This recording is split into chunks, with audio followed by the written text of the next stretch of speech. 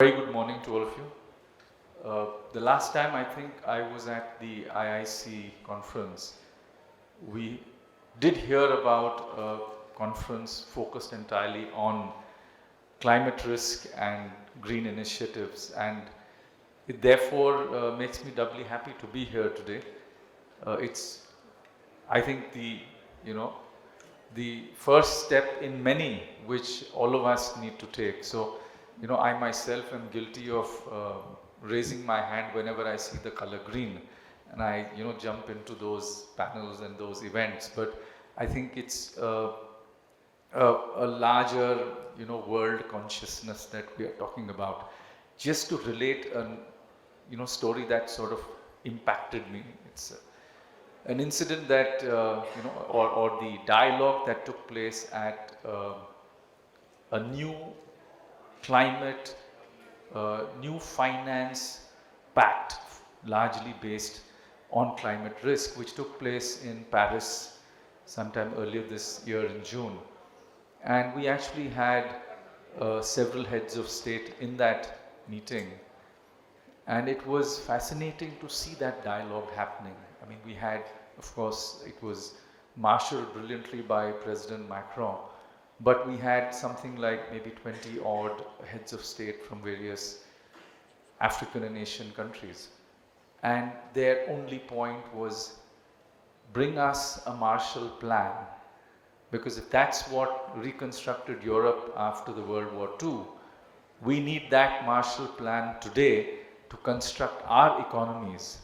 And therefore, development alongside climate risk is the only way to go ahead. And of course, in the declaration of that summit, it clearly stated that the developing countries have the right to first develop. But I think what is really important, and at least what a lot of governments are now talking about, is a responsible development. And therefore, how can we take that development forward, which essentially is looking at climate risk, and therefore we embed within our development procedures and appraisals and what have you from a financing perspective, that if there is something called a much larger risk in a particular technology, then that needs to be brought within the whole apparatus of financing. And that is, I think, one of the most important takeaways that I have got, and as part of a larger forum amongst the Indian Banks Association, this is something that's being deliberated upon quite a bit. But of course, it is very difficult to sort of force banks to get into incorporating the climate risk into their credit appraisals. It's something which is happening in fits and starts, so a few banks are taking it up more seriously than others. But I think everyone's largely aware, and the consciousness is growing. So these are the kind of fora which we need, and more frequently need, to be able to drill down and sort of carry home these concepts. As far as SIDBI is concerned, we really represent what is known as the MSME sector within the country, and we, as per our parliamentary mandate, we are here to serve that sector in all aspects, whether it's debt, equity, non-credit, non-financial services, the entire range. And in that, what we have really tried to do is, from the aspect of a more green development, we've taken forward certain awareness programs across the several clusters that exist in the country. So we have something about over 400 clusters in the country in different segments and industry sectors. And of course, we've started in the top 15 or 20 of them, taking this message down, and it's through a simple sort of app based on a set of questionnaires, which we have called a Sustainability Perception Index. So this has been done in conjunction with DNB, that's done in Bradstreet. And it's really about going there maybe twice a year, running it across those 100 odd members, and asking them to fill up their responses on very simple set of questions which get them to at least think about where do they sit on this sort of, very long scale of the ESG. And of course, it's more dominated by questions on the E. And I think one sort of takeaway of that initial initiative was a couple of large industry associations in Faridabad and Coimbatore. We found that the consciousness and the awareness levels did sort of improve somewhere between 25 to 45% when we did this over 2 periods interspersed by 6 months. So it is something that is small, but I think it's growing. What we have also done is thrown open a very large financing program. This is really to encourage as many of our MSME units to come forward and procure energy efficient machinery. So this is one of the largest sort of transaction items in a MSME's life, and their need for machinery and enhancing capacity is continuous. So what we've done is that with the help of the Bureau of Energy Efficiency, we have taken a list of about 1,000 machines which SIDBI has accumulated over the last probably a decade or so, and we've got that validated by the BEE such that we can actually calculate the potential GHG savings that come from purchase of these machineries. Now that is something which allows both the purchasing MSME to be able to show that yes, I am that much more compliant when it comes to energy efficiency, and therefore on an ESG scale I'd probably score better. And from a bank perspective, today we are looking at something like 15% of our assets which classify as energy efficient. Now I'm desisting from calling it green assets because that requires a taxonomy to sort of kick in, and then in India right now we haven't formally adopted any taxonomy. But what we have done as a working principle is we've shared some ground rules of what it is to be more energy efficient, and therefore, let me say it's more of a green, shade rather than a green tag.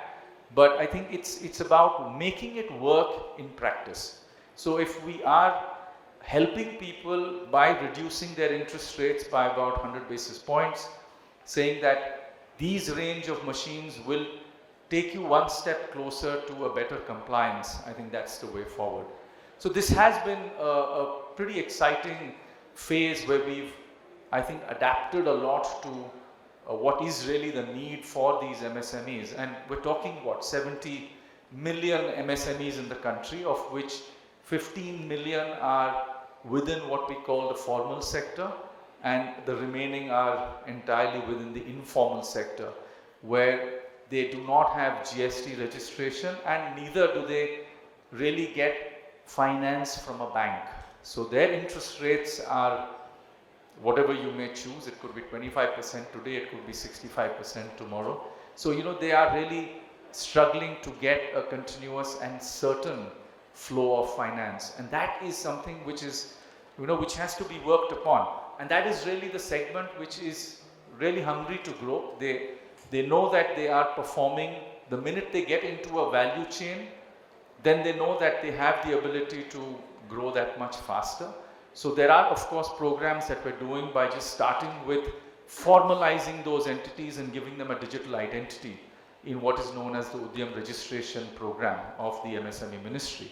So that's something which is already in the last 4 months, we've brought in 10 million informal entities and given them this digital identity. And of course, now it's about following up with so many more programs. But I think in that transition, we're looking more at providing them credit and getting them to grow. And I think the environment and the consciousness of green will probably come in a bit later. But having said that, it's really a long journey. We should be looking and planning for 20 years. And in those 20 years, clearly work out milestones that we need to cross at various points of time. But another statistic which hit me, and I'm sharing it with you, is the whole, the 30 by 30. Now, it's really about a milestone of 2030 by which we have, and we've committed as India, to having 30% of our vehicles being green. Now, that is a staggering number. So we're talking about 30 crore vehicles, so that's 300 million. 300 million vehicles exist in India today, of which I would say 98% are two-wheeler and three-wheeler vehicles. We have 2 million EVs. So where is 300 million and where is 2 million? And by 2030, I suspect that the 300 million vehicles would probably go up a notch. So all I'm saying is that everybody in this room who is in the space of impact investing, there's a large commercial gain to be obtained. There is a lot that we can do collectively in the EV space for us to be able to create and meet that target of 30% by 2030. We still have not got electric batteries getting manufactured in the country. There is one unit which I'm told, maybe there are a few more I hope, which is setting up a plant of 50 megawatt hours. Now, China is already, I think, 300 times of that. There is serious competition, I think, in this space, and I'm quite sure that given our success in software, and the amazing part is that the electric battery is a combination of hardware and software, and I'm sure we'll be able to meet that challenge. But it requires some very serious investing. It requires, of course, a host of government policies to also be that much more friendly for this sector.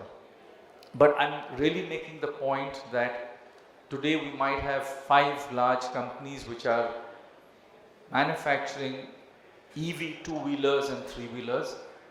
It probably needs to multiply by a factor of 10. And these are, amazingly, some of them are actually falling within our definition of SME. So, it's not something which is that capital intensive also, which was the other fact that came to my notice. So, under the World Bank scheme, we have got a very large credit guarantee program, which is going to sustain two-wheelers and three-wheelers. With the ADB, there is something in the pipeline which should sort of fructify soon enough, and that again would be focusing on all the three, the two, the three, and the four-wheeler. Now, our focus is really for the two-wheeler and three-wheeler, because we know that practically, every two-wheeler outside of the urban cities is used as transport mule, and that is the life. That's in fact one of the ways that MSMEs survive, and they keep their costs down, because that two-wheeler sort of does amazing things for them. So, the focus is really on the two-wheeler and three-wheeler segment. I'll be very happy because as SIDBI, we of course have taken this, sort of in our regular program, as we have to now be a very prominent financier, both in terms of giving direct credit as well as running these large guarantee programs, or call them as risk sharing facilities, and therefore bring in a much larger number of financiers, which will then be able to push that much more credit into this sector. So this is really something which is already happening. So the program has already kicked off in anticipation of the World Bank scheme that is soon to come in, and we've already got a fair response both from the NBFCs that serve as aggregators of two-wheeler and three-wheeler vehicles, as well as a few of them who are in the manufacturing areas in this particular value chain. So it's something which I'm sure all of you are, already on to that. It's if you ask me, a great place for bringing in both philanthropic money as well as commercial capital, blending the two, bringing it into the country, and then taking the benefits of these risk-sharing facilities that we've created. In fact, we have had a very successful last 7 to 8 years where we've run a risk-sharing facility with the help of the World Bank, and this has brought in over $700 million worth of funding to various entities for energy efficient machinery.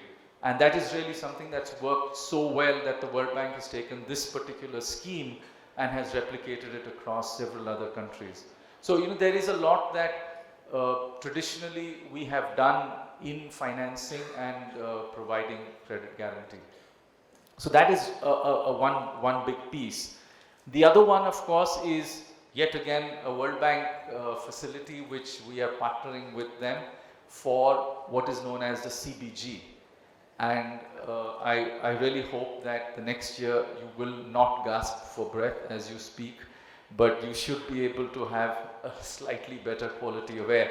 So, it is really one of those programs which is looking at helping how agricultural waste can get converted into methane, and then it's a much larger program because the whole delivery system is then coming in, and then there's a huge, waste material which has to become manure, and that has to get, evacuated to the right places. So, it's fairly complicated. I can see a lot of people nodding in agreement, but yes, I think we need to sort of put our heads together. So this program has got the nod of the various ministries in the government, and we hope that this will be one of those larger programs which certainly can help. So, it's really from a funds perspective, we've got a very large program known as the Fund of Funds for Startups. This has committed over 9,000 crores, so that's roughly 1.2 billion, which of money has been committed to over 110 AIFs. And many of these AIFs have already put money into startups which are working within this space of what we call as green tech, clean tech, and other energy related areas. So we have over 1,000 startups. In that 1,000 startups, I think we have about 23 unicorns. I will not sort of, get too sort of overly happy with that unicorn term, because it's a unicorn one day and it's something else the next day. But nevertheless, the fact is it's a testimony to the ability of people in this country to be able to get their act together, service a particular problem, make it happen at scale, and realize the commercial returns that go along with it. And I think that is really what I want to focus on, is that through the Fund of Funds program, we've been able to catalyze, with a commitment of 9,000 crores, an additional 56,000 crores has come in from so many other pools of capital. And that is really the successful sort of, let me say the sort of incubation of a startup ecosystem. This is something that we need to now do more specifically within the climate risk area. So we're looking at a green fund of funds where we come in with our own funds. So we've committed funds from our own balance sheet as SIDBI. We're looking at other similar minded people to come in and therefore create maybe a $500 million fund which will generate the AIFs to come in, and they will then specifically target this set of activities. So it could be EV, it could be any sort of waste to wealth, because the circular economy is something which this country has always done brilliantly. I think we are probably the best value for money community that probably exists in the world. We see value in everything, and therefore very little goes to waste. And I think there's a lot of scaling up that could happen in that particular space. So the aim is really to come in and play a larger role, bring in the larger pools of global capital so that they can sort of invest in the opportunities that lie in the country. So the experience of running this fund of funds programs gives us the belief that we should be able to now do this successfully within this particular area of climate risk and green financing. So thank you so much for hearing me out. I mean, I'd be delighted to interact with you. I think our team from, we have a green team as we call it in the Delhi office. We'll be very happy to interact with all of you from all the angles, whether it's debt, whether it's equity, whether it's investing, whether it is just partnership and you know, sort of sharing knowledge from a domain perspective. So we'd be very glad to you know, help in whichever way possible. Thank you so much.